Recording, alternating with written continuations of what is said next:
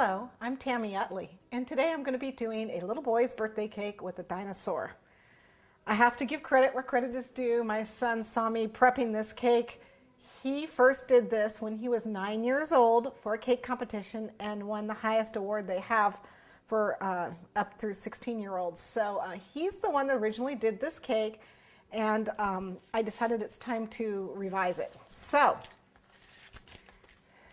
here, what he originally had is he had one of these puzzles, and this is a I think it's balsa wood or it's some sort of wood puzzle where these pieces just snap out. It's just a wood puzzle. This is a Dimetrodon, but he actually did a Triceratops, which is what I'm going to do. But you see these pieces, they're just wood, and the kids do them in.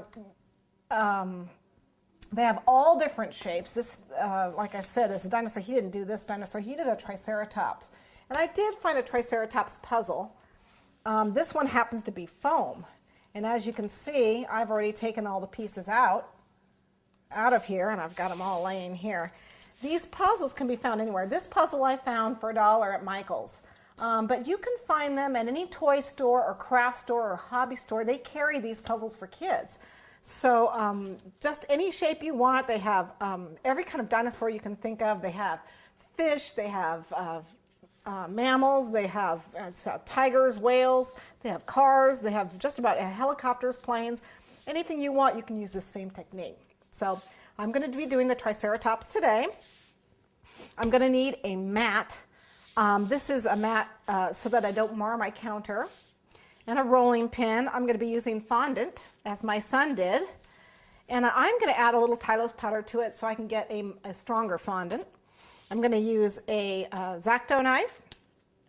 And if you don't have a pasta machine, you want to use something so that your fondant is always rolled the same level thickness.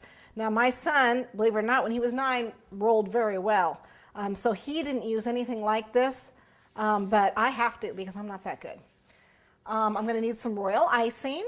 We are going to be doing a sheet cake, so we're going to start with a 9x13 cake. And then I'm going to be using some marshmallows to help me make plants. I'm going to use some avocado green and some yellow. I'm going to use tip 0, 233, and then some sort of a leaf tip. I've got, a 352, and I think it's a 67 here. But any sort of leaf tip will work just fine. And then, of course, some royal icing. So let's go ahead and get started.